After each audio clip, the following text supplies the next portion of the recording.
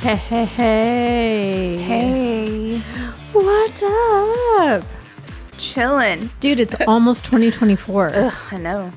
And I'm not ready. Are you ready for Christmas? No. No. I haven't bought a single present. No. I've bought some, but not all. Hey, everybody. Welcome to another amazing week of Case Files with Kat. And Ashley. And we are not ready for the holidays. It's awesome. I mean, I'm never ready for anything. Still, I'm never ready. I'm going on Amazon right now. Where can I buy Pretty things? There are a couple of boutiques that I do go to for Christmas presents specifically. This is when I go to your store is to buy Christmas presents because they always have really cute things for the girls in my life. But this year for Jason, what do you buy? See, for most people I need to buy presents for, they all buy stuff as soon as they want it. So right, but that's how Jason is too. What? Don't listen to this part, Jason. There's stuff that you need. That's not fun. And then there's stuff that you want, So what is that? Well, you get what you want. I can buy you more games. I'm sure you just buy him a new board game. We can play. And scotch, really good scotch. Yeah. But you go. Yeah, but then it's every year it's another tie, another bottle of scotch. There's never enough board games, Kat. I mean, that he'll be shaking his head saying exactly. Anyway, how's your week been? Been a week, man. Been a week. I am going off of 3 hours of sleep. Well, I made you dinner. Yes, and you made me a drink. I made you a drink. What are you drinking? I don't know, pineapple rum. Oh, you did the pineapple? Yeah. Not the key lime? Yeah. So I told her, hey, I made too much food and I never cook. So I just followed the directions. I don't know how this was supposed to feed 4 people, but it has 9 servings so far. So I packed it up for you. And then I was like, oh, and by the way, I have that rum that we had last week. She's like, are you preparing me for a sacrifice? I mean, just seemed a little sus. You know what I mean? Feed you, give you booze. Alcohol. Jason's like, yes, then we're going to make you play a board game.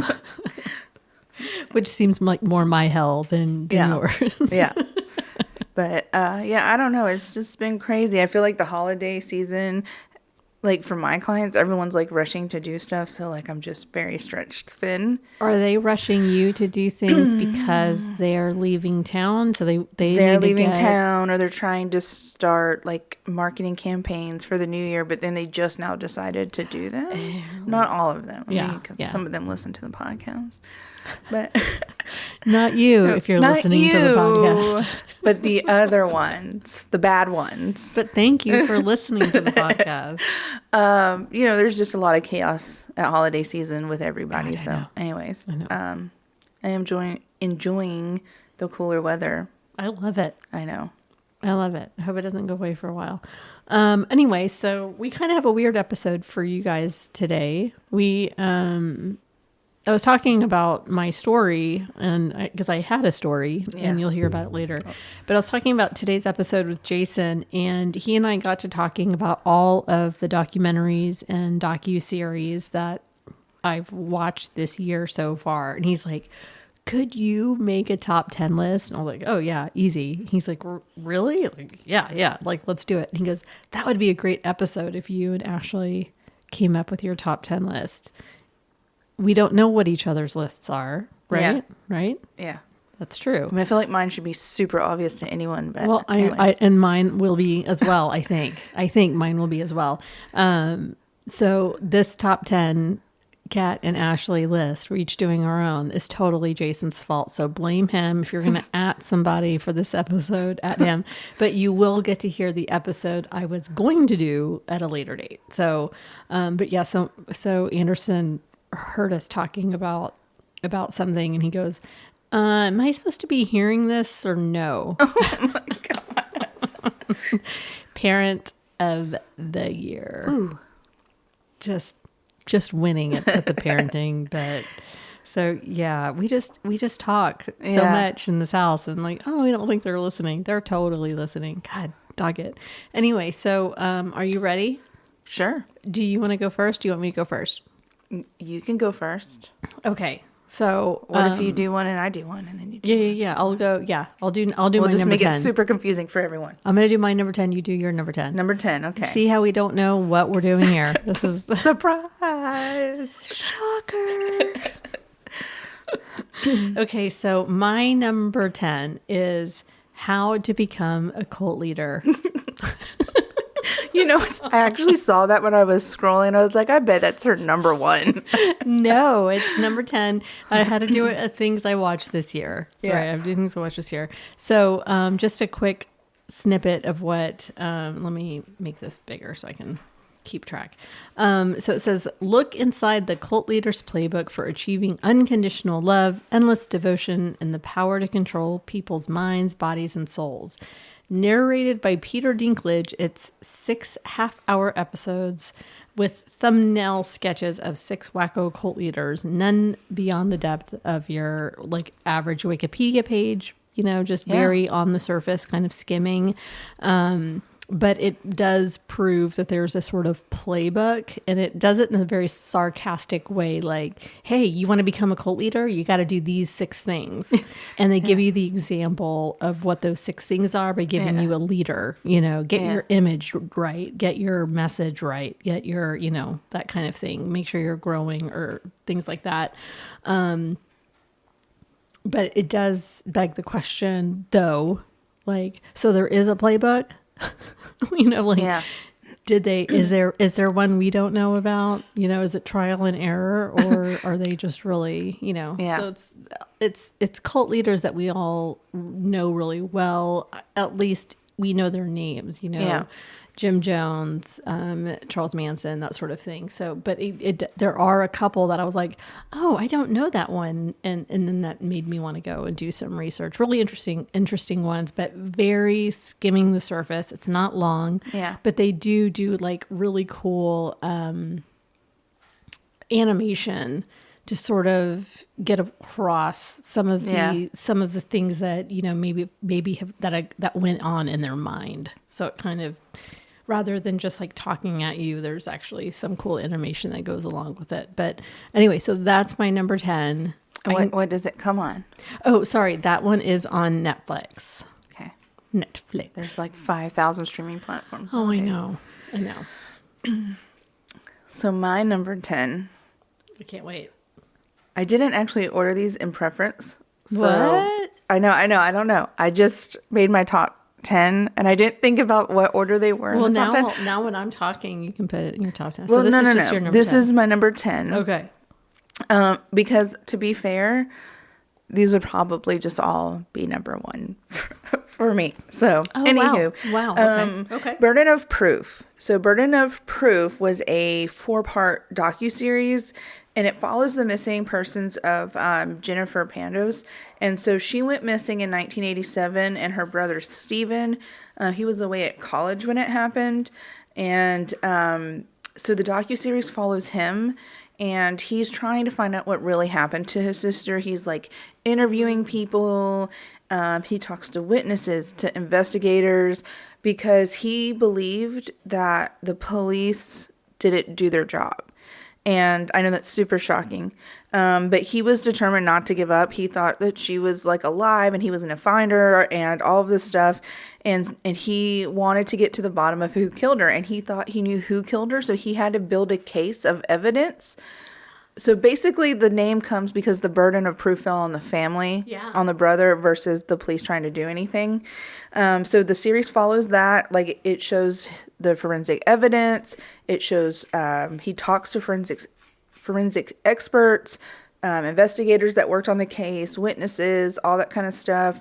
To me, it's just really, really interesting. It's kind of heartbreaking because that happens a lot, where the burden falls on the family to figure out what happened. What's it on? It's on HBO Max, or just Max now.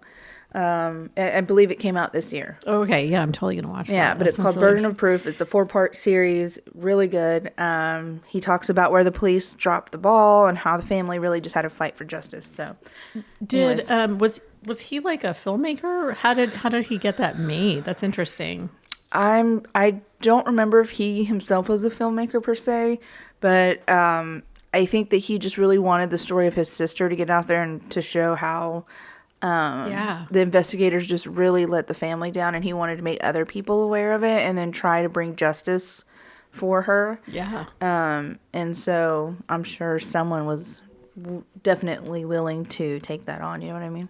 Wow. And, you know, like the drive of family members and if I could just put like Dateline as a number, just it's in there, you know, because there's so many different episodes. But a lot of the times it's the family. Yep. It's the family going, no, this isn't right. There's something that you're missing. You're not. And they're the ones that are fighting. Yeah. And sometimes they live to see the end of it all. Sometimes they don't. Yeah. But like that he had that much like, nope, we're going to do it. He was talking to investigators. And in so many of the documentaries and true crime shows, you hear it over and over that, you know, we kept telling the police this wasn't normal behavior, but they didn't want to listen, you know, or they thought they were just a runaway. They're just being a teenager or whatever, you know? Like, that's just the first thing that police say. Yeah. Oh, how old is she? 17? Yeah, she's just run away. Ugh. Yeah. Yeah. No. So it's a really good series. I mean, I really liked it. So anyway. Yeah, that's really good. Okay, so coming up at number 9. Say it like that. Number 9, The Secrets of Hillsong. Oh. And this is on Hulu. Do you know this? I don't think so. It's a cult. Oh, of course. Shocker. Oh God. Okay, so this is from I don't know, it was some synopsis of it. FX, The Secrets of Hillsong, is a 4-part documentary series based on the explosive original reporting of the megachurch's scandals by Vanity Fair journalist Alex French and Dan Adler.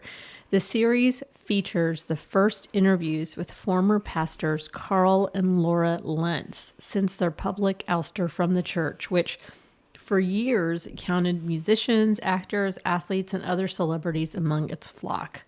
Many of the congregants navigating the global reckoning also offer their perspective as the church faces a rash of revelations.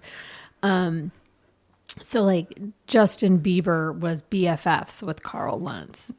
So there's he was young, hot, didn't wear a shirt a lot, and was like built and just cute and fashionable and tatted up. And, you know, he was this amazingly charismatic speaker. And he was in the New York church that had like thousands of people come through every week. It's crazy big. And it started in Australia, but he became like the star of this church. And so this comes from Time. As Secrets of Hillsong reveals, the church's modern appearance helped to obscure some darker truths. At its height in popularity, Hillsong became a household name with the help of figures like Lentz. It was more than a church. It was a conglomerate that worked with several celebrities, spawned a Grammy-winning Christian worship band, Hillsong United, and even ran a college. Since 2020, multiple scandals connected to Hillsong have surfaced, including the resignation of Hillsong's founder and former leader, Brian Houston, who was investigated for inappropriate behavior with female staff and is awaiting trial for concealing his late father's history of child sex abuse. Wow. And his father was like the founder. Yeah. Yeah. So it gets dark. So it's a series or it's a 4-part series. It's totally I think I've seen it when I was scrolling by. I didn't know what it was about. But so Carl ended up having an affair with like a designer, and they were all about not having sex until you're married, and this whole just abstaining. And it was if you didn't. It was this whole thing, and there's all these different stories. So there's like a lot of abuse in different ways, like overworking, underpaying, that sort of thing, as cults are known to do. But then there's this college, and There's so much about it. Come as you are, but don't be gay. You can come as you are, but we're going to teach you not to be gay. We're going to really, you're an abomination, but they were all, oh, we're so cool and progressive and hip and cool, but don't be gay, so it was crazy. So if you were like in leadership, you weren't allowed to be gay. So boo on them. Okay, so your number 9. So my number 9 is called victim suspect. So it's like victim / suspect. I'm writing all these down because, hold on, because I don't want to forget. Victims, okay. So it came out in January. It's on Netflix. Gonna give a trigger warning if like sexual assault stuff triggers you. But it was, so the show came out in 2023. Like I said, it is a on series. Netflix. It is a series. Okay. It talks about rape and what the victims go through once they come forward. So it's an this investigative reporter, she goes undercover and she starts examining like the patterns of all these young women that are being ignored by authorities after being sexually assaulted. And then many of these women, not only do they not get justice, but the police were charging them with making false reports, arresting them, and some of them were actually spent jail time instead of their rapists. And so she goes and there's interviews with these victims, and it's talking about all of the stuff that they went through, like why they decided to come forward, what happened in the judicial system, and she tries to get them justice. And it just talks about how it's such a big reason why people don't want to come forward ever. Why when people ask, well, why didn't they come forward sooner? Or why are they just talking about it now? I mean, no one wants to be dragged through that. And these women were literally being accused of being liars and being arrested. And again, some of them actually went to jail because the police accused them of lying about their rape to try and get someone in trouble. Oh my God. With no proof. That would be something really good for us to show during Sexual Assault Awareness Month, because it's hard for people to wrap their mind around like not coming forward. And when I was at an event last year, and he heard where I worked, and he was like, do you think someone could talk to my daughter? Because he actually went to his church for guidance. They didn't go to the authorities. They didn't go to the police. And when they went to their church, she was shunned. And I think he had a hard time coming to terms with that as being a man of faith, that now his daughter was somehow like impure or whatever. I mean, it was really, he was having a hard time wrapping his mind around it. But I think she was just in such a deep state of depression.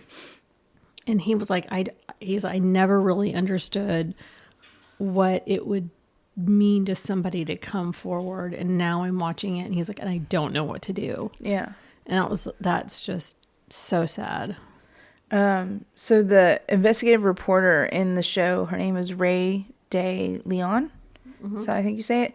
But yeah, she's the one that talks to these, women about their cases, and just like, again, how it made them feel, and like just talking about the injustice that so many rape victims, like men and women, not just women. Oh, sure. Anybody coming forward. Yeah, like how it's just looked down upon. You're not believed. You're usually made out to be like it's your fault, that it happened. Why did you go there? Why did you wear that? Why did you let them do this? And so it's really good to me. I mean, I think it's very interesting. But yeah, that's your number 9. Yeah, could be number 1, but it's her number 9. Uh-huh. So I was just gonna say, so in it she does have like police recordings of like police interviews with the victims, where the police are very clearly Anyways, it again, firsthand accounts, interviews with the police and investigators, legal experts. The official little line is that victim suspect raises crucial questions about how the criminal justice system views and treats sexual assault victims. Yeah. But yeah, it came out earlier this year. That's awesome. I'm going to watch that. Have it down. Okay, so my number 8. You're not going to guess it. You're not going to guess it. Okay. Number 8 is Jared from Subway catching a monster. I saw that and I was like, I really want to watch that. Like, I saw it today and I was like, what the fuck is that? So this is on Netflix. This is on Netflix. So for those of you who might be too young to know this, Jared Fogle, he back in the 90s, I believe, he weighed a whopping 425 pounds, and he decides one day to go on a diet of just Subway sandwiches, losing 200 pounds only eating Subway sandwiches. Like that's pretty crazy. So then he becomes a spokesperson, but under that lovable face was a really dark secret. So it was shattered in 2015 with his arrest for distributing and receiving child pornography. But the fucking story is so much bigger than that. It's not just him watching or getting and passing around child pornography. It's really not. He got help creating child pornography. He didn't do this by himself. Yeah. He had help. He had friends. He had help. Yeah. And it's so crazy. And there is a Shiro in the story, and she was a journalist. And the first day he met her, the very first day, he was like, I just find junior high girls to be so hot. Why would you tell that to a journalist? Yeah. And she was like, what the fuck? Like, they were about to go on air, and she's like, huh, what? And so she decides then and there, she's like, oh my gosh, he's met my children. Something's wrong with him. Like, why she would decides you just randomly say, I think junior high girls are so hot? It's just weird to begin with. It is. It's for a grown man. Yes, it is. You shouldn't be saying that. Yeah. But she decides to take him down. Wow. And she does not without consequence. It's very bad on her health, on her family, on her children. They know that she's doing something important, but she doesn't tell them what. Oh. Like they're still children, so she can't say, I'm trying to take down a man who has sex with children. He was wanting her to let him have sex with her children. Oh my gosh. And she was getting it all on tape. It's crazy. And it's all on tape. It's all on tape. Yeah. She's a hero. Yeah. Some heroes do not wear capes, but she took it to the FBI. They're like, you broke the law because you recorded someone without their knowledge. So now you have to do it more. Naturally. On their say. So she had to it's only okay when they. So she had to do this every time there was a phone call, she had to pretend to like him. So how do you know if you can do that? She would have to have these conversations about when he really, she tried how to get him to admit to stuff, to put him somewhere, where, give me a name, give me a location, something like that. But then it came out there was just tons of stuff, and he would, boys, girls, didn't matter. Blah. He was like, which one of your kids do you think would like me better? Or which one would you like me to be with? Or, she is a much better person than I. That she'd be like, I don't know. And you could just, know. Just imagine just the crying. And how arrogant of him to not even be able to catch on that, like, it was a fish. You know what I mean? Like, that she wasn't really into it. They created a whole party that he was going to come and scope out the other kids' friends, you know, and like, oh, he was all into it. So gross. So yeah, if you aren't aware of Jared, this is why I don't eat Subway. Not only though it's not that good, but I don't eat Subway anymore. And if you wonder why people don't eat Subway, this is why. Yeah. But gross, right? Gross. Anyway, so that's my number 8. It's gross, but it's like, oof. Yeah. It was good.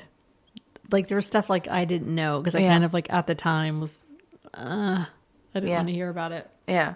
I just had kids. I didn't want to hear about it. Yeah. Well, my number 8, this is going to be so shocking to everybody. Oh my God. Disappeared.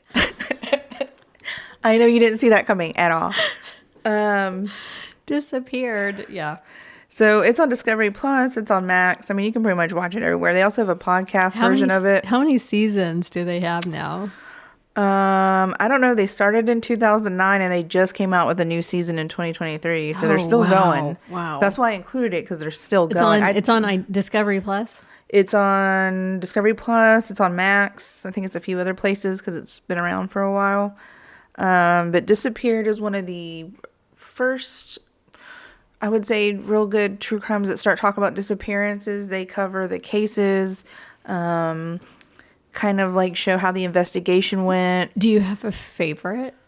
Do I have a favorite disappearance? I mean, is there like a story that you're like, yeah, that came to a conclusion, or I don't have a particular one, but I will say that I did get curious about after the episode would air, like, was anyone found and stuff.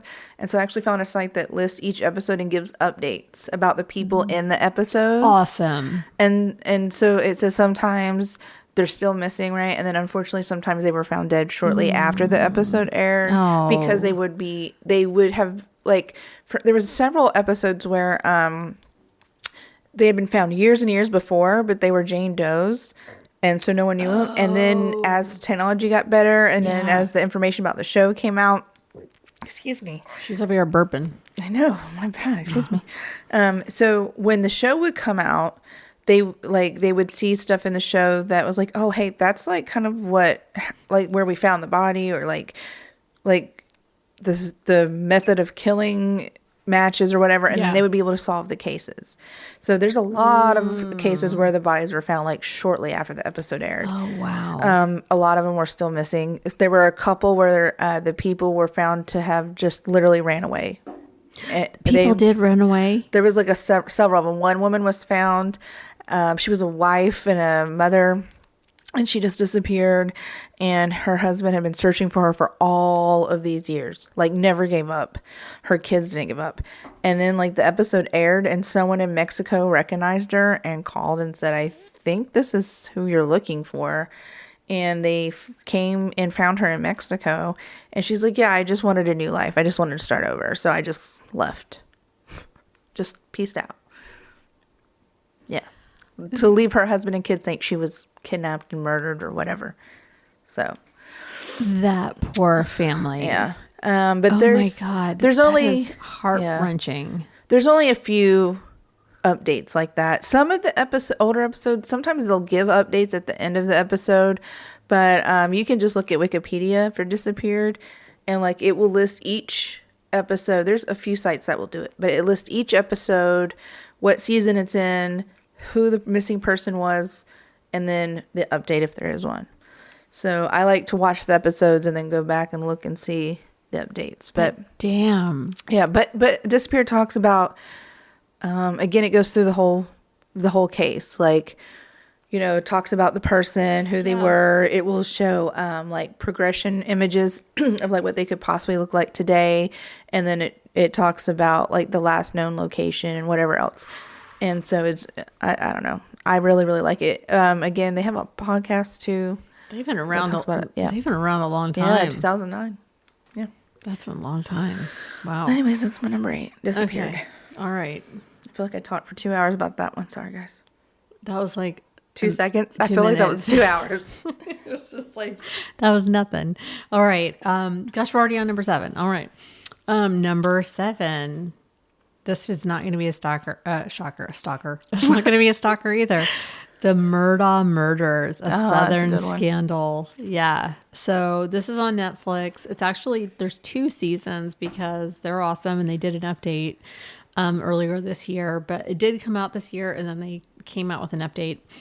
So if you haven't heard, the Murdaughs are a prominent family in South Carolina until a fatal boating accident begins the unraveling of their legacy. Maggie Murdaugh and son Paul are later found murdered, bringing to light a long timeline of corruption and power and cover-ups. So if you haven't gotten caught up with this story, it's been kind of all over the news. This is a great way to get sort of up to date because even the second season goes into like a little bit more of what's going on.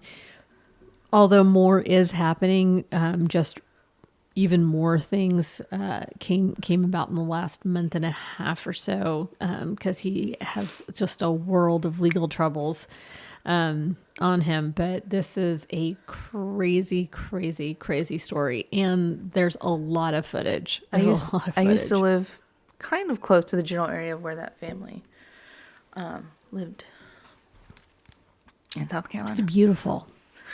Yeah, and the East Coast in general is very beautiful. I mean, it's beautiful. Yeah.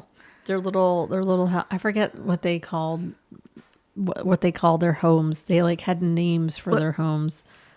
Okay, well, I don't know. I didn't know of names for the homes. Yeah, they had a name. I can't remember the name of it now. Like, yeah, they like so. Like they personally? Mm-hmm. Oh, I thought you meant like there was a different name. Like the town had. I don't know. No. Like their home. Like we're gonna go. I'll see you at Blacka. How cute. And so yeah, I guess like beach houses here. Yeah. Oh, okay. You know, you name your home. I guess. Yes. Nice. I get what you're saying now. That seems like bougie. I don't know. naming your estate. I guess if you have that big of an estate where you need to like. Yeah, that is a good series. That is really cart around. But yeah, wow. The evidence is really clear. I can't believe the older son is still behind him. And that just happened not too long ago, right? Like last year. Yeah. It's just crazy times. Anyway, so that's the Murdaugh Murders, a Southern Scandal. It is on Netflix. Great series. I don't know. You watched it though. It's good. Yeah, right? It's really good. Yeah. All right, your turn. I mean, I watched it because it was so close to home, and so I was like, "Oh, love it when my town's in the news." I don't care what it's for. I may not have watched it if that were the case, but yeah. It's good. I'm also in a couple of Facebook groups that talk about it and discuss it. Yeah, I'm in a lot of interesting Facebook groups. They did an estate sale for that house and all the stuff that was in it, and people were buying. I bet. I mean, I wonder how much of that like went online to Probably sell. Most of it. That's crazy. Okay, go. What number are we on? 7? 7. Sorry. We're just talking in between these. Never Seen Again. It's on Amazon Prime and it's on Paramount Plus. Wait, Never Seen Again. I haven't heard of it. Never Seen Again. Is that another like disappeared? Yes, it started in 2022, but they did have a new season this year as well. So that was on Prime and Paramount Plus. Okay. Got options. I know. So it's about families. They share their stories of their lost ones that have vanished, and they are basically what this show does is it has the families, and they're basically pleading the public to help them. Like they're talking about the case, they're showing evidence. They walk people through the timeline, and then they're like making their case to the public to say, help us. Can you find this person if you know details? It's more of a plea than the other ones. Yeah, it's not. I mean, it is a reenactment, but it's not like it's families actually there telling you what they're like, what the person would look like, you know, asking for help, like asking for internet sleuths to like do their job and stuff. But it's really good. I was gonna pull up the official. I feel like there's a lot of internet sleuths now. Yeah. And I think that they're really getting things done. There's an actual show. I think it's called Web of Death. And it's not on my list, but it's super good. It could have been on my list, but I have so many. But it's called Web of Death, and totally sidetracking from what I was talking about. But it's internet sleuths that actually solve cases. They solve cold cases, and it's a lot of like people who are retired or just really passionate about certain things. But yeah, Web of Death, and I think that's on. Oh, don't quote me. I don't know what platform it's on. It's maybe Hulu or Discovery Plus. But yeah, Web of Death. I think it came out this year. But each episode of Never Seen Again is about 30 to 45 minutes. I want to say there's 10 episodes a season. But yeah, it's, I don't know. It relives like the last moments of the person that's disappeared. And, you know, they're showing photos and just, I mean, it's really good. You know, these aren't, most of them are like, these are all people that are missing. These are not people that have passed away and they're asking for people to help solve that. These are all cases where the family member is still missing. So we don't know. They could be dead. They could be dead, okay. But if they've already been like discovered, then they're not trying to solve. They're trying to find the missing people. So they go, yeah. So they Never Seen Again. Never Seen Again. Never Seen Again is on Amazon Prime and Paramount Plus. So it says, yeah, these cases are active, current, and they have surveillance videos, social media posts, text messages. It goes through all of the possible theories that they have or that could have happened. And the detective that's on there, he basically goes through and he's like also talking about like trying to get the public to help. Are they from all one area, different areas? Different areas. Okay. Yeah. So currently actively missing, still open. They need your help. Yeah. Watch it. Yeah. Yeah. And so it's really good. But I started watching it this year when I was like scrolling through some stuff. It was one of the suggested shows for me. But it did come out in 2022 officially. So here's what was suggested to me. My number 6, Shiny Happy People, Duggar Family Secrets. Who would have thought? So Shiny Happy People, Duggar Family Secrets can be found on Amazon Prime.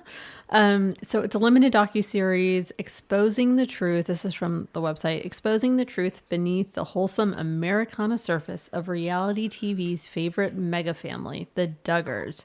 Duggars. And the radical organization behind them, the Institute in Basic Life Principles. As details of the family and their scandals unfold, we realize they're part of an insidious, much larger threat already in motion, with democracy itself in peril. And they say that because they are their goal is to have the IBLP or IBL part of like the government. So from, you know, hopefully on the Supreme Court and things like that. So this very, very, very conservative Christian people in seats of government. So the Institute for Basic Life Principles, IBLP, founded and led by a man named Bill Gothard, had many arms, a series of seminars and workshops, copious curricula on successful living, and a large homeschool organization called the Advanced Training Institute, ATI. As many have noted, the interesting thing about Gothard is that even if you weren't deep in his universe, didn't know, for instance, that he claimed Cabbage Patch dolls were possessed by Satan. Naturally. Or that this allegedly celibate man taught a long list of weird rules about marital sex. He wasn't celibate, by the way. If you were evangelical, you probably bumped into his teachings in one way or another. In the 1970s, his seminars filled big auditoriums and stadiums, and his ideas had a way of leaking into churches and organizations. Consider, for example, that both Mike Huckabee and Sarah Palin were linked to Goddard. And of course, there's that reality show, all 10 seasons of The Duggars, 19 Kids and Counting, as well as its spinoffs. So 19 Kids and Counting. How many? 10 seasons. Wow. Yeah, dang. I never watched it because that just seemed like a nightmare. Yeah. Yeah, I've seen it, like, stuff about it, but I've never watched anything on it. I mean, it didn't start with 19 kids. It was like, I don't know how many they had. Yeah. But it just got bigger and bigger. And then they must have had help building a house.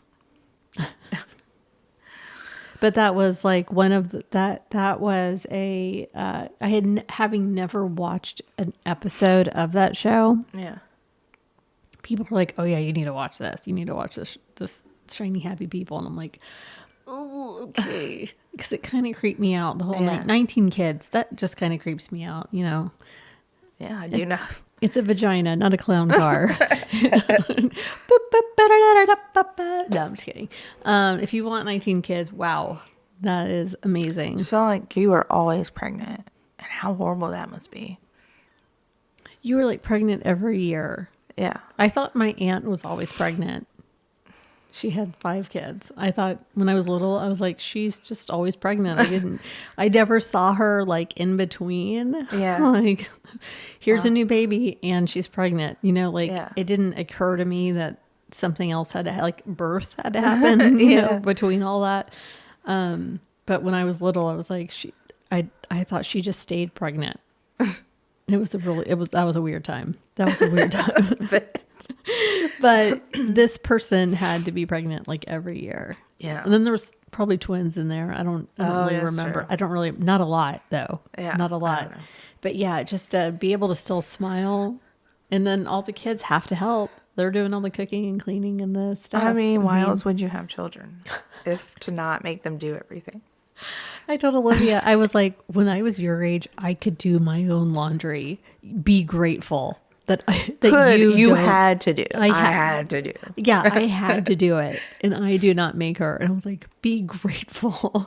Because you could be up to your ears in chores. And I'm letting you. That's what I do with my dogs. I make them watch those sad SPCA commercials. I'm like, that could be you.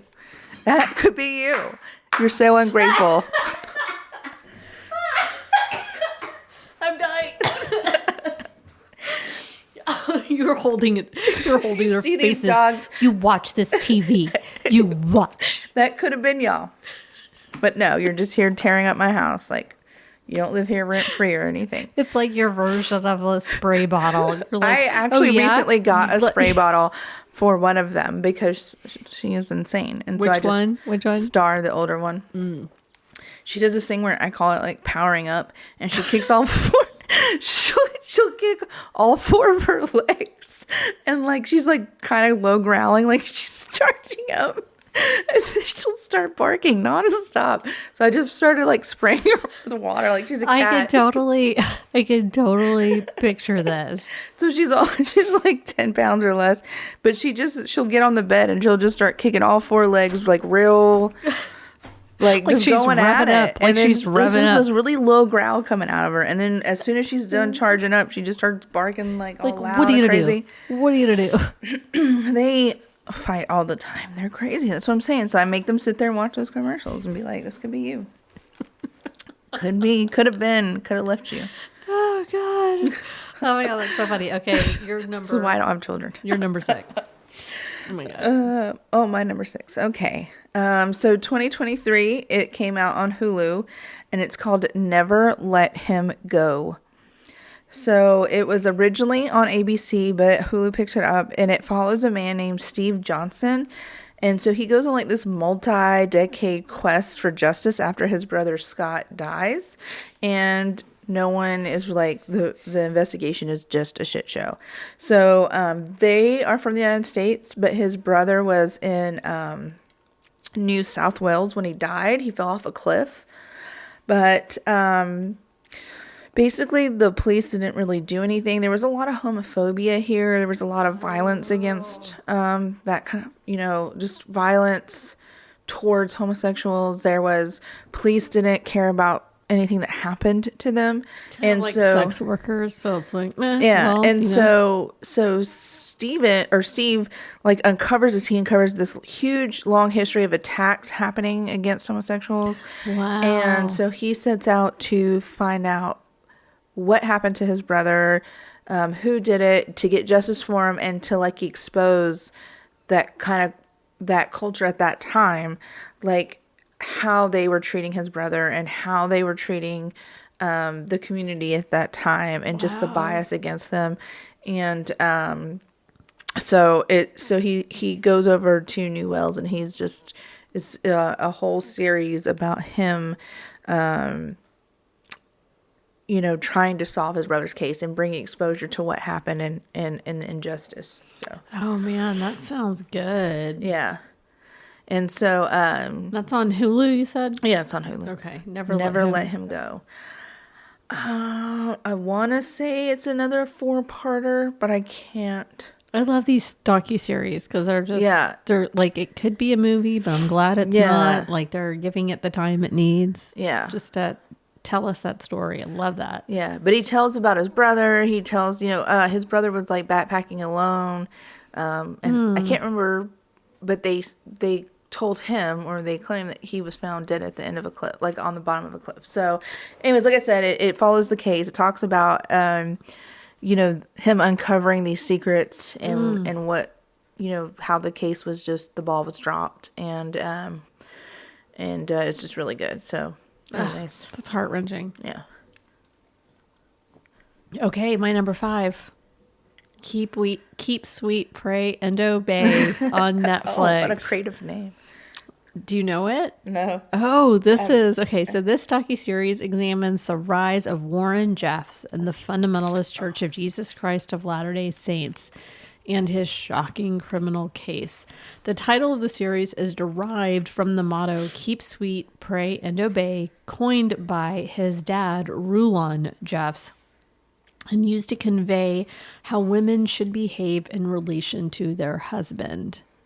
You must keep sweet. And he would do all these recordings. Keep sweet. You must keep sweet. Like, ugh, with his voice. Ugh. It is gross because he was a pedophile too.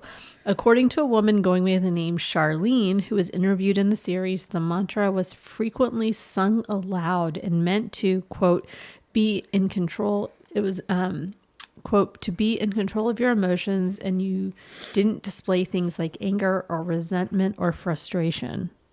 Yikes. I would fail at all of those things. Yes, definitely. I cannot hide it on my face. The latter part of the motto, Pray and Obey, is shown to adorn the chimney of a house belonging to Warren Jeffs. Now, that was purchased. Yeah. It is now a shelter for people leaving the FLDS. And yes, so Charlene actually is the person who started this nonprofit and to help. And so like it is a great series to watch. If only just to be like, fuck yeah, yeah. Someone got out. But I tell Jason all the time, like, I'd love to cover the FLDS. I'd love but that is so big. The story of the FLDS is it goes back so far. And he got really into cults before I did. He was really into Scientology. And then when he got in from Scientology to get into Mormonism, more specifically in the FLDS, that's when I was like, oh, wow. Like I just saw this sort of pattern. And then that's sort of how I got more interested in cults. But it is, this is the one that I'm like, they're, between Scientology and the FLDS, I'm like, those are the two I'm a little bit more nervous about covering. It's so large, but it's also like, they're also not kind to people who cover them. So I'm like, we're just a little podcast in Texas. You know what I mean? Like, but I think this documentary gave a sort of glimmer of hope, as well as just the reality of what Warren Jeffs was planning and creating with his cult. Because the doors, even the fucking doors, open in such a way that, so like a normal door opens so that you see the room. The doors that they have it so like it's to the wall. Oh. So that anyone who opens it is going to see a wall. It's not going to see a room. Yeah. And so they would peek their head out. That way you would not see a child on the bed being abused.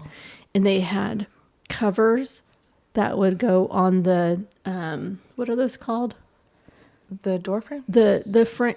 On the hinges. Oh, yeah. They had the women sewed covers to wrap around the hinges so that you couldn't peek through when the door opened.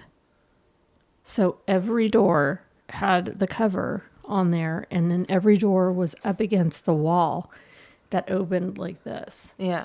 So you couldn't just walk in on somebody. Yeah. Oh. Fucking gross. Yeah. But you got to go into the compound. It's fucking wild. Like, it is wild. Yeah. If you haven't seen it, I highly recommend it. It's on Netflix. But so that's my number 5. Oh, these are hard to follow up. What? Yours are really interesting. I have them all written down. Okay, go ahead.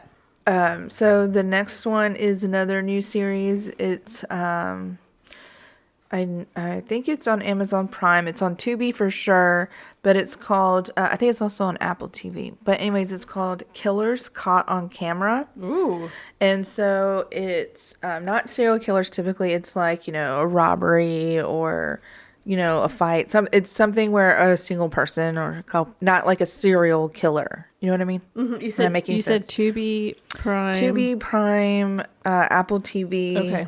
But so basically what it does is it reenacts the crime, the murder, and then it shows real CCTV footage, phone camera footage. It'll show like police, like phone footage, stuff like that. And so it shows you like every killer in the episodes that are caught, they all got caught because of some sort of footage. So either someone had it on their cell phone or a business caught it on their camera or whatever. Wow. And so it covers like each episode is a different case. One season, like I said, it came out this year.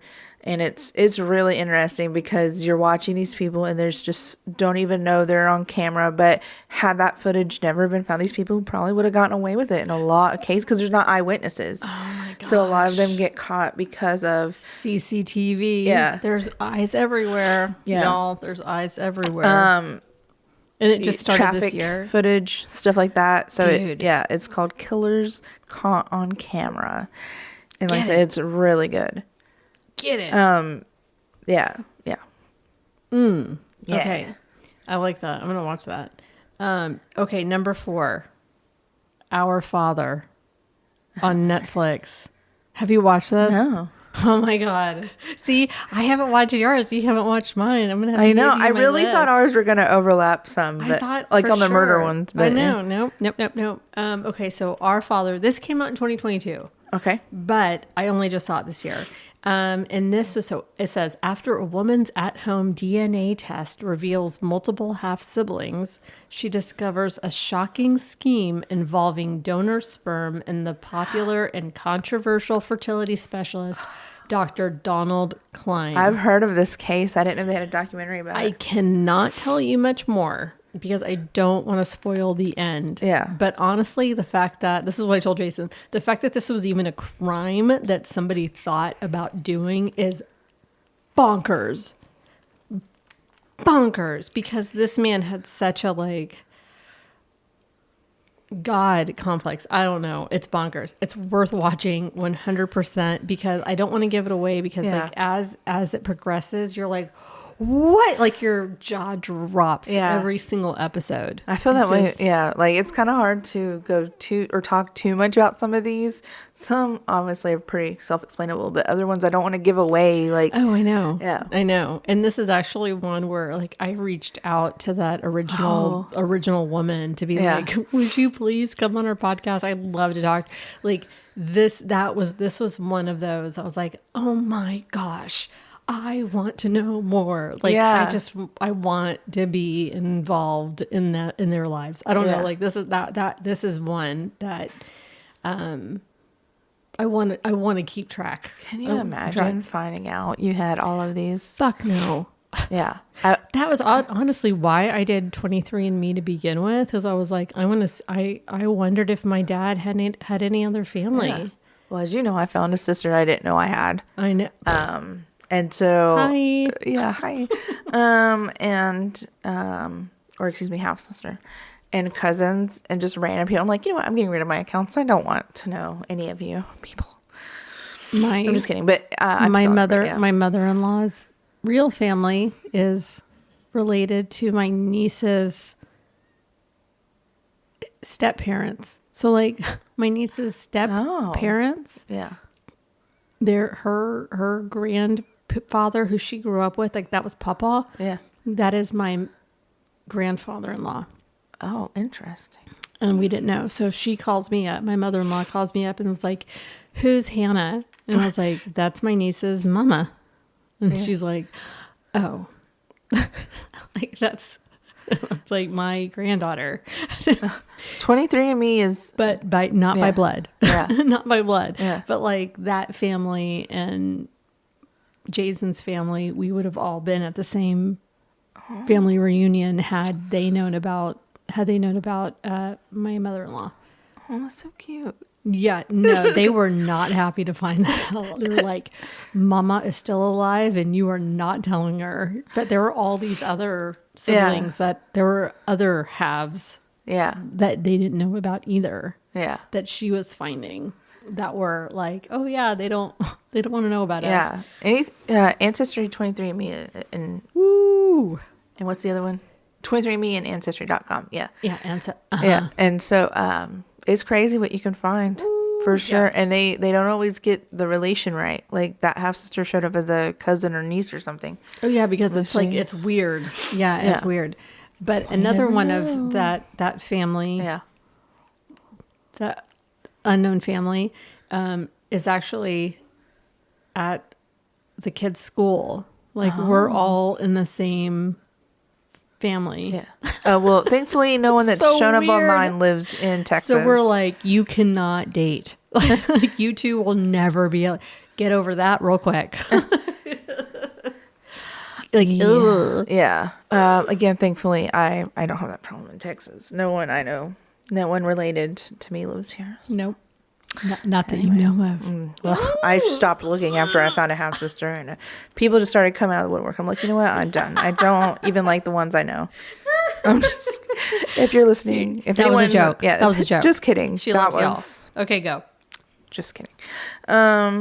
Okay, so very similar to Killers Caught on Camera is See No Evil. Ooh. So See No Evil, it's on Discovery Plus. It's on a bunch of different channels. But God, this is so good. But it also uses CCTV footage to trace the last steps. But in this instance, the killers what else is it on Discovery Plus and what? Oh, I don't know. Hulu. Oh, it is on Hulu? Maybe on, I don't know. I know it's Hulu. I think I'm pretty sure it's on that's okay. Discovery. Okay. Anyways, it's called See No Evil. It's got tons of seasons. A new one did come out this season or this year. But yeah, so to me, I love it because it's crazy to watch. It's also sad to know that you're watching someone who's about to die. Oh God. Because it shows the last moments of, but not the death. No, it doesn't show the actual, like, it doesn't show their dead body, but well, actually, sometimes I think it does, but it's not, but like, it's showing you their last moments. Now, it doesn't always, it won't show the actual killing of it in most situations. But then it uses pieces of other footage from like surrounding businesses, traffic cameras, and it shows. So you're just watching people like, I'm just going to the ATM, going into Walmart, and they have no idea. Yeah, like it's really creepy because like there's a lot where you see them walk into like a Walmart and you see the person who ends up killing them, but just spotting them, following them in, and just following them all around the store, and the person's completely oblivious. Fuck that, I'm not watching that shit.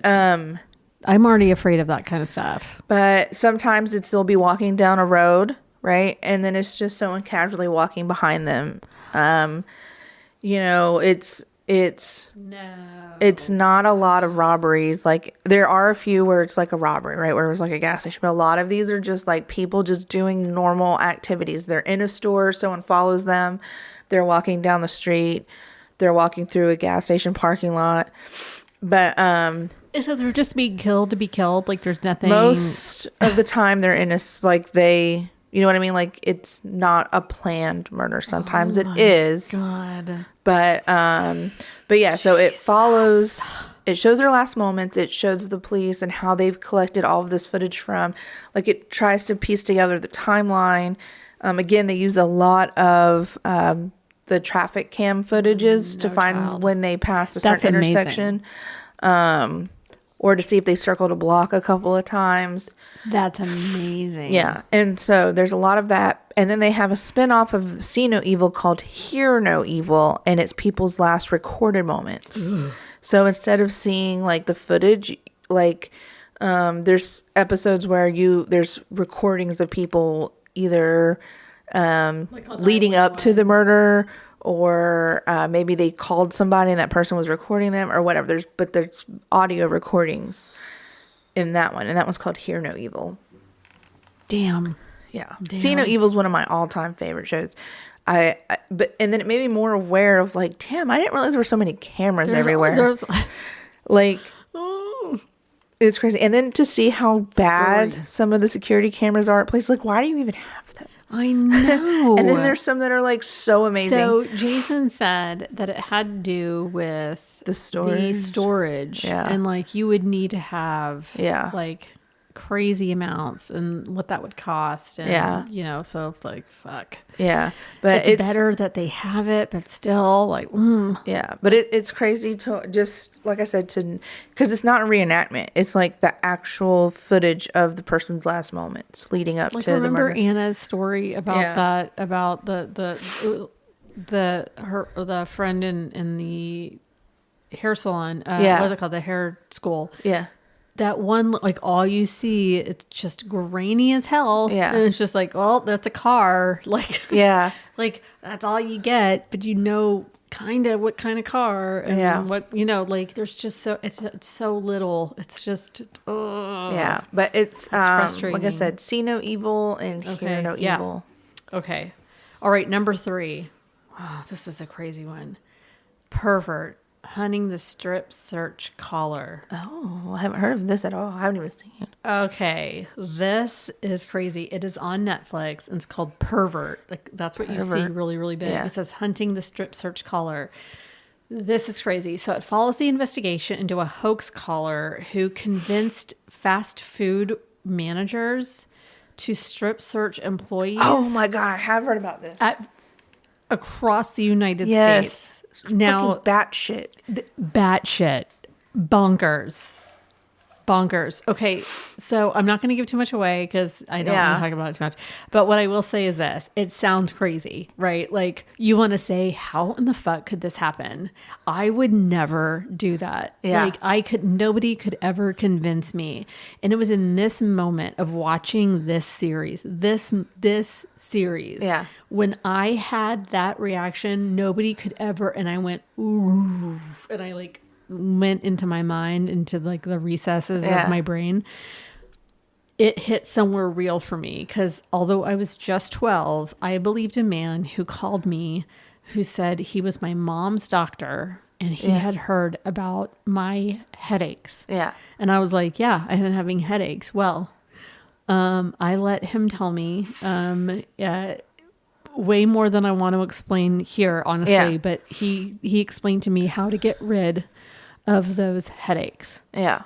Which was not safe for TV. Yeah. And it took me a long time in that conversation to figure out that it wasn't okay. Yeah. It took me too long. Yeah. You know what I mean? Like, how did he even get there? You Yeah. know, like it took me way too long. Yeah. And I, in that instant was like, like it hit. And I immediately felt so sorry for those managers. I felt so sorry for those people. You think somebody is of authority. You hear this person who is calm, cool, collected, knows what to say, is saying all the right things in your brain. And you're like, oh, okay. And I feel awful for the victims. I feel worse for the victims. I was a victim. Yeah. But I also can understand. And it's like, oh man, that sucks. Yeah. For me, when I first heard about that story, I was like, how, like, this is going to sound so awful. But when I heard about it, I was like, how did those employees just stand there and let that happen to them? But then when I saw the footage of that stuff, I was like, oh, fuck, I can't believe I even thought that. Like, it's a really good, I haven't watched the series, but I have seen like clips of like managers' offices and showing the conversation and like just this man, the way he was so manipulative and so good at it, just listening to him. He is like, do you want to come down to the station? You know, like he's saying all the right things. Yeah. He knows exactly what to say. And they don't have to look at his face. They don't have to see what he's really wearing, where he is, or whatever. Yeah. But oh my gosh. Gross. It's a wild ride for sure. The cop that's like taking it seriously. Like, yeah. I feel bad for the managers and the victims, like for sure. 100%. And, oh man, it's like a cult. Yeah. How much blame can you put on the guy who called? Yeah. All he did was say things. Yeah. The managers were the ones that did it. Yeah. And how much is coercive control punishable? You know, like it's so great. It's so crazy. Yeah. Ugh. Blech. Anyway, go ahead. So you're number 3. So mine is actually 2020's investigative reports on the true crime series. So it's not, technically a docu-series in the sense that it doesn't focus on just true crime. They focus on all kinds of crime. But all crime is true crime. Well, I mean, like not just true. Okay, let me rephrase. They don't just cover crime. They cover other things that need to be investigated. Ooh. And so, they do it's like the Alaskan Triangle. Yeah, stuff like that. Yeah. Cool. That's cool. That's like, in line with us. Important stuff. Like, okay. Not that the Alaska Triangle is not important, but like cases that are happening in real time, like today's time. You know what I mean? Yeah. And what I like about them is because it's not really reenactments. It's 2020. They're doing investigative reporting. They're very factual. They're very trustworthy. You know what I mean? It's not like they're not trying to. It's like Dateline. They're not trying to get viewers by lying about stuff. Yeah. And so it goes very in depth. The heck?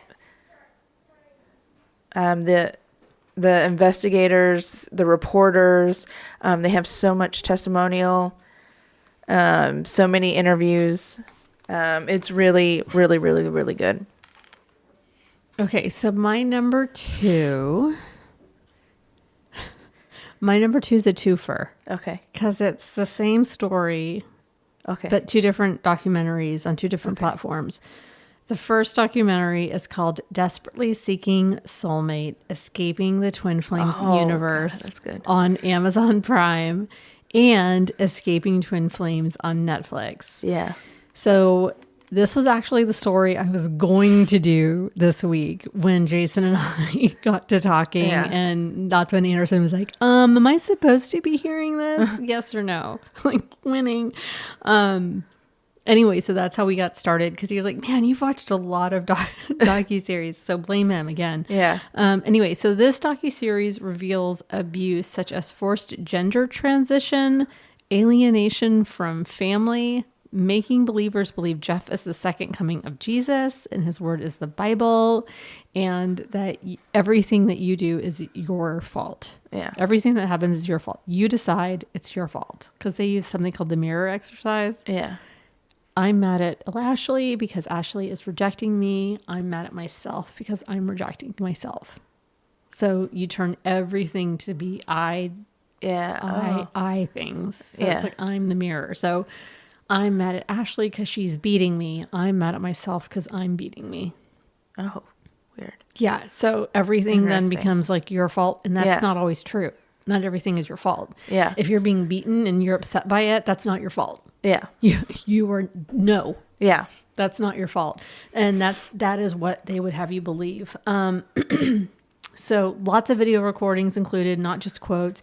It's scary how like this dude, because he's just a fucking guy. He's a guy. Yeah. Right. He and this couple, it's Jeff and Shalia. They now go by the name Divine. Jeff and Shalia Divine. They've changed their name. Both of them separately have changed names. Okay. He's gone through all kinds of name changes, but so now they're Jeff and Shalia Divine. They have a child, Grace. She's still Grace pretty new. Divine. Mm-hmm. Nice. He considers himself to be the Master Christ, and she is the Mother Christ. Oh, okay. And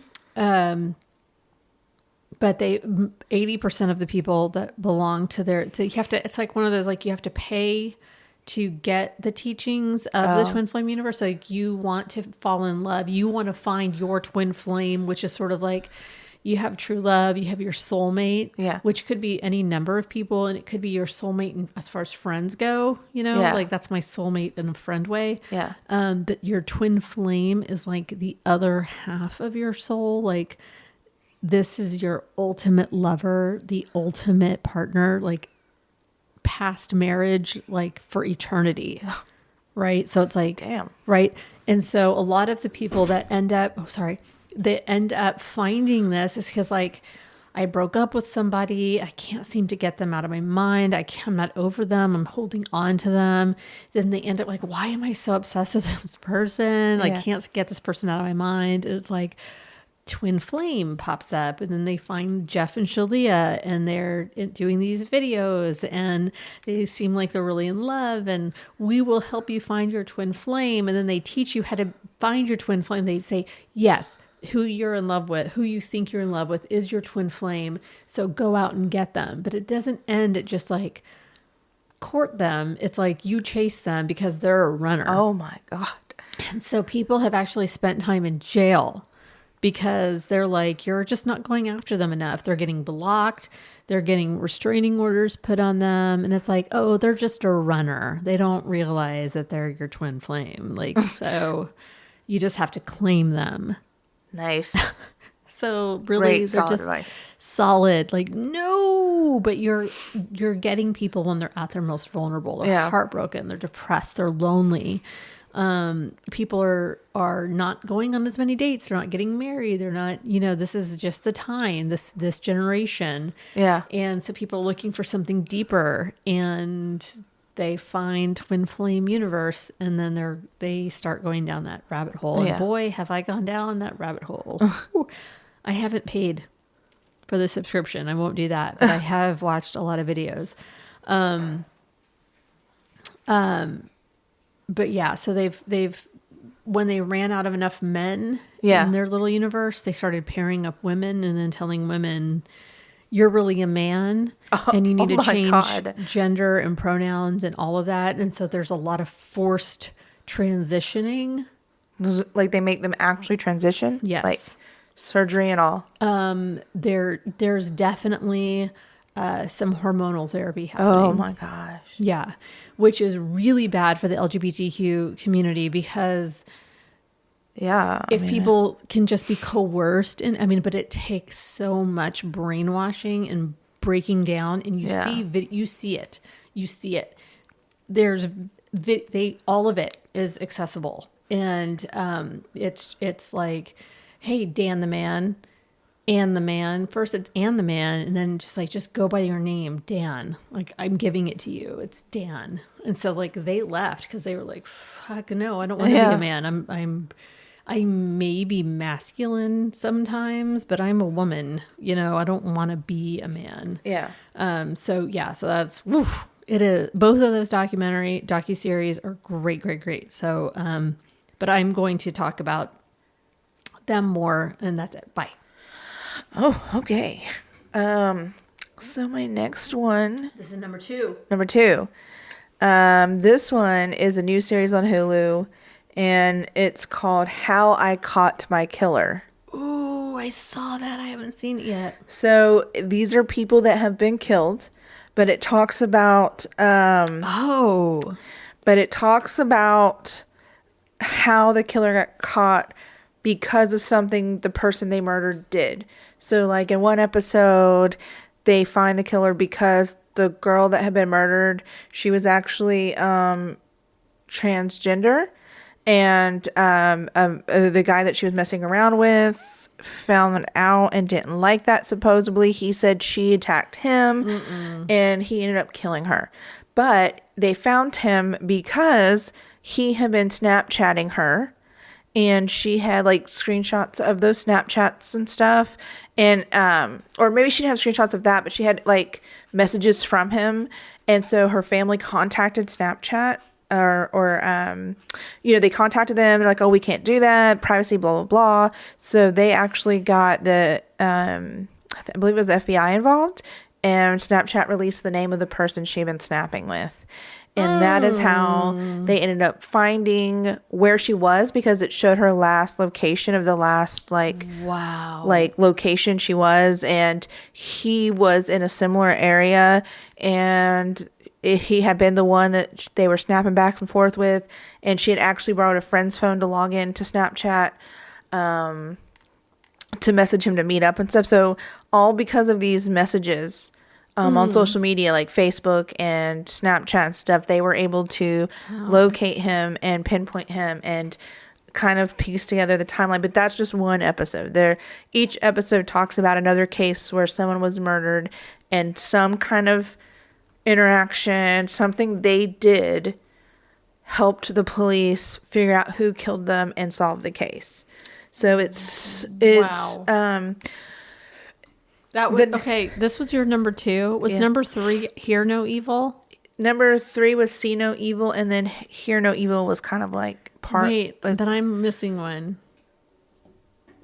We'll go through them again. Okay, we'll go through them again. All right, but it's really interesting.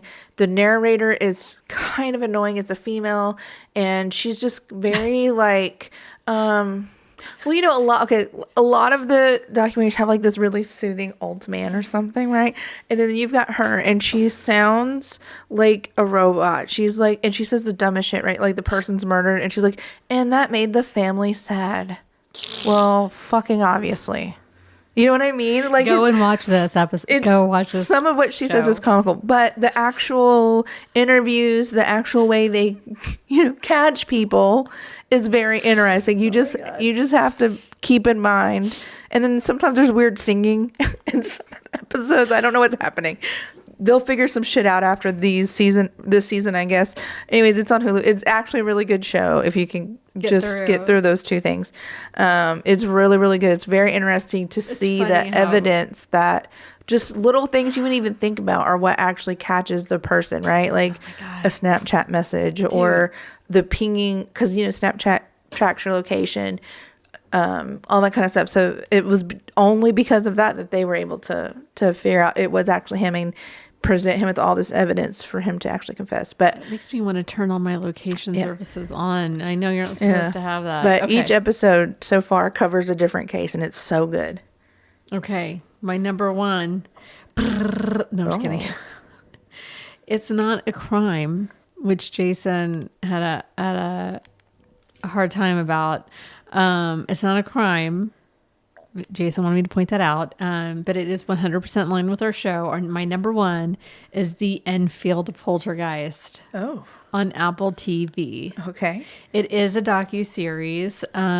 It delves into the claims of supernatural activity that occurred at a council at a house in London between 1977 and 1979. It has been the subject of numerous pop culture efforts in the past, including a 1978 BBC show and a 2015 Sky TV series. The 2016 sequel to The Conjuring is even based on the investigation into the case by the Warrens.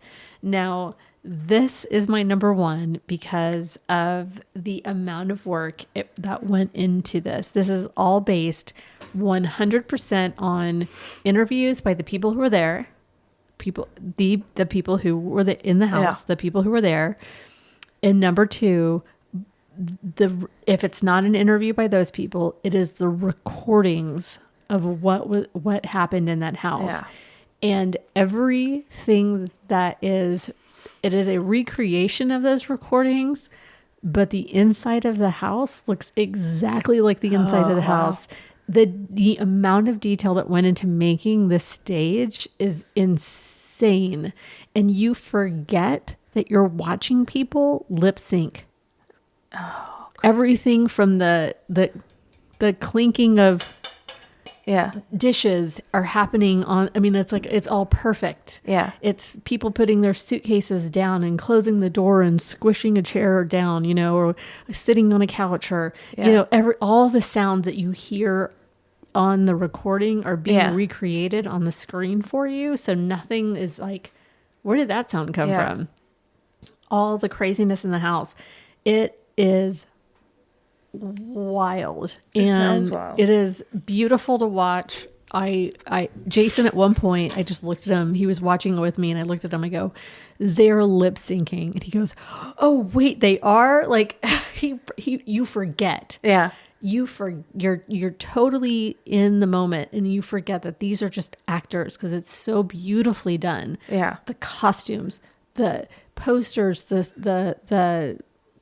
the wallpaper, everything, even like the water spots on the ceiling from like leaks and shit. Like it's beautifully done.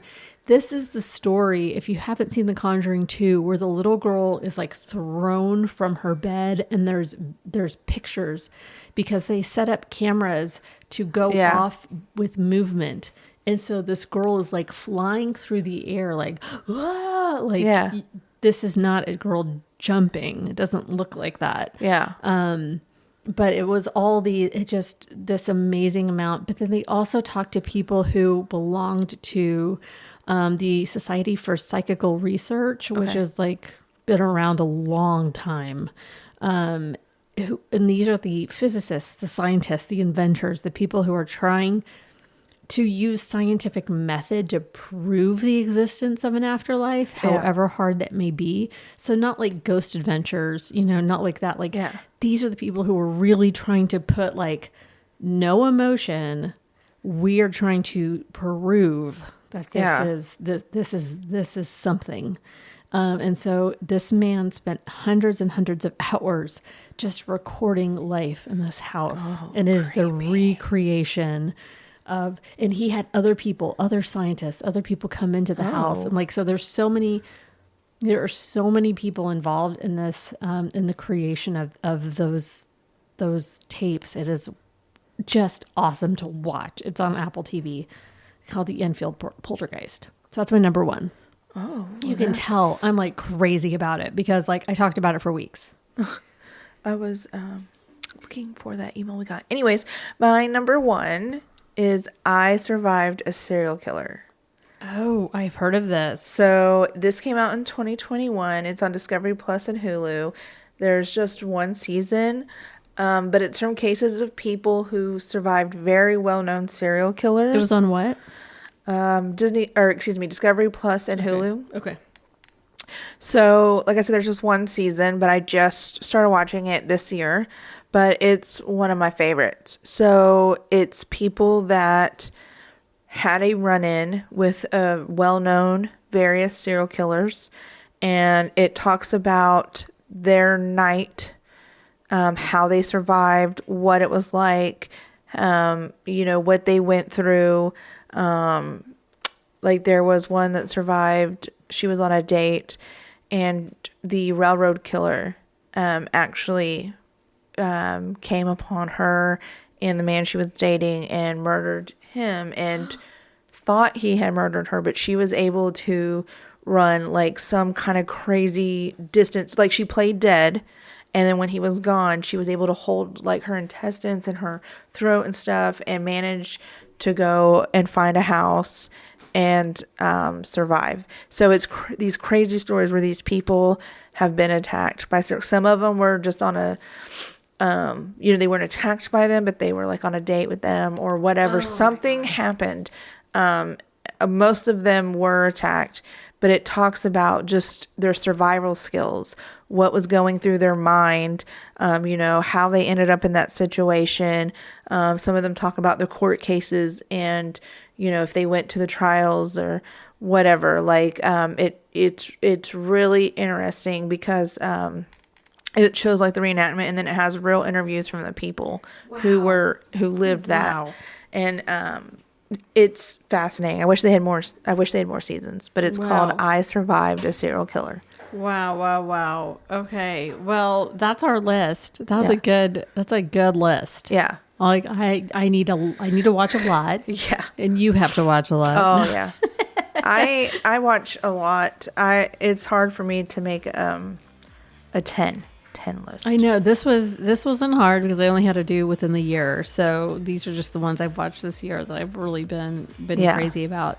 But obviously the Enfield Poltergeist, I highly recommend just to watch how gorgeous it is, and the amount of work that went into just memorizing other people's pattern of speech and having to mimic that. Yeah. That's hard. Yeah. That's hard to do. And then to be in the moment and still act. Oh, that's so crazy. Anyway, we'd love to hear your top 10. Even give us just your top 3. Yeah. Post it. Tell us on Facebook or Instagram. If you have our email, what is it? I think Case Files at Kat and Ashley at gmail.com, but just go to our website. Just go to our website. Because I really don't remember off the top of my head. We don't even know our email address. Well, no one emails us. I know. Yeah, I know. All right, so message us through Facebook. Only old people email Kat. God. It's all about the Snapchatting and TikToking. No Snapchat, no TikTok. I am old. Anyway, check in with us next week. We will be here next week. Okay, and I just want to say real quick, we got a message on our website from a lady named Jillian, and she sent, first of all, some really nice words. Thank you so much. Thank you. And she sent in a case that she thought would be really, really interesting for the show that she kind of has a personal tie to. So I'm actually going to research it, and hopefully that's the one I'll be doing next week. Yay! And so I'm going to reach out to her and see if we can connect or whatever. Maybe she just gives some insight for the story. But I'm really excited. It's one of my favorite kind. It's a disappearance. Ooh. Yeah. So thank you, Jillian. All right. Thank you, Jillian. So that means that she's going to reach out to you. So that means hook it up. Anyway, you guys, we'll see you next week. Hopefully we'll have a really cool story to tell you with lots of information, how you can help. And until then, have a great week. You have a lot of things to watch on TV now. Get busy. All right. We'll see you next week. Bye.